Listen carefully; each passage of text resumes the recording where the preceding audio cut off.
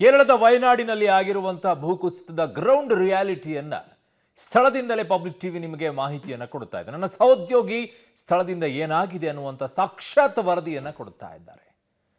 ಹಲವು ಸಂದರ್ಭಗಳಲ್ಲಿ ಕಣ್ಣಂಚಲಿ ನೀರು ಬರುವಂತಹ ಪರಿಸ್ಥಿತಿಗಳು ಕೂಡ ಅಲ್ಲಿ ನಿರ್ಮಾಣವಾಗಿದೆ.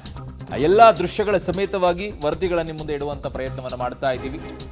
ಒಂದೊಂದು ದೃಶ್ಯಗಳು ಕೂಡ ಭಯಾನಕವಾಗಿದೆ, ಕರುಣಾಜನಕವಾಗಿದೆ. ಕಂಡಲ್ಲಿ ಮೃತದೇಹಗಳು ಸಿಗ್ತಾ ಇದೆ. ಪಬ್ಲಿಕ್ ಟಿವಿಯಲ್ಲಿ ವಯನಾಡು ಗ್ರೌಂಡ್ ರಿಪೋರ್ಟ್ ನಿಮ್ಮ ಮುಂದೆ ಇಡ್ತಾ ಇದ್ದೀವಿ. ಸೊ ಕಂಡಲ್ಲಿ ಮೃತದೇಹಗಳು ಸಿಗ್ತಾ ಇರುವಂತಹ ಸಂದರ್ಭಗಳನ್ನು ನೋಡ್ತಾ ಇದ್ದಾಗ ಕಣ್ಣಂಚಲ್ಲಿ ಒಂದು ರೀತಿಯಾಗಿ ನೀರು ಬರುತ್ತೆ, ಸಂಕಟ ಆಗುತ್ತೆ, ನೋವಾಗುತ್ತೆ, ದುಃಖ ಆಗುತ್ತೆ. ನೋಡಿ, ಇಲ್ಲಿ ನನ್ನ ಸಹೋದ್ಯೋಗಿ KP ನಾಗರಾಜ್ ಈಗ ವಯನಾಡಿನಲ್ಲಿ ಬಹಳ ಹುಷಾರಾಗಿರಬೇಕು. ಕಾರಣ ಅಲ್ಲಿ ಮೊಣಕಾಲು ಉದ್ದದವರೆಗೂ ಕೂಡ ಕೆಸರೇ ತುಂಬಿಕೊಂಡಿದೆ. ಕಾರಣ ನೀರು ಬಂದಿರೋದ್ರಿಂದ ನಿಮಗೆ ಮಣ್ಣೆಲ್ಲ ಕೆಸರುಮಯವಾಗಿದೆ, ಕಾಲು ಒಳಗಡೆಗೆ ಸಿಕ್ಕಾಕೊಳ್ಳುತ್ತೆ.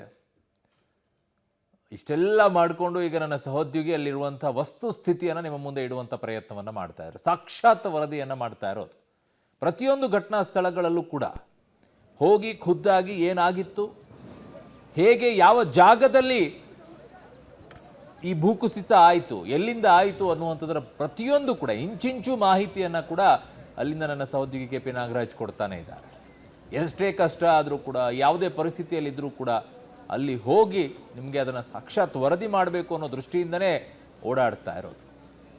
ಪಬ್ಲಿಕ್ ಟಿವಿ ಗ್ರೌಂಡ್ ರಿಪೋರ್ಟ್ನ ವರದಿಯನ್ನು ಮಾಡೋಕ್ಕೆ ನನ್ನ ಸಹೋದ್ಯೋಗಿ KP ನಾಗರಾಜ್ ಹಾಗೂ ನಮ್ಮ ಅಲ್ಲಿ ಮೈಸೂರಿನ ಕ್ಯಾಮ್ರಾಮನ್ ಆಗಿರುವಂಥ ಕಾರ್ತಿಕ್ ಇಬ್ಬರು ಕೂಡ ಈಗ ನನ್ನ ಇಬ್ಬರು ಸಹೋದ್ಯೋಗಿಗಳು ಹೋಗಿದ್ದಾರೆ.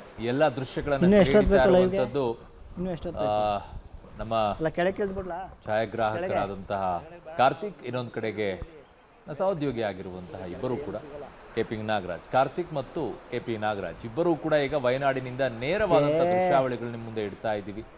ಏನಾಗ್ತಾ ಇದೆ, ವಸ್ತುಸ್ಥಿತಿ ಏನಿದೆ ಕೇರಳದಲ್ಲಿ ಅನ್ನುವಂಥದ್ದನ್ನು ನಿಮ್ಮ ಮಾಹಿತಿಯನ್ನು ಕೊಡ್ತಾ ಇದ್ದೀವಿ. ಅಣ್ಣ ಈ ಕಡೆ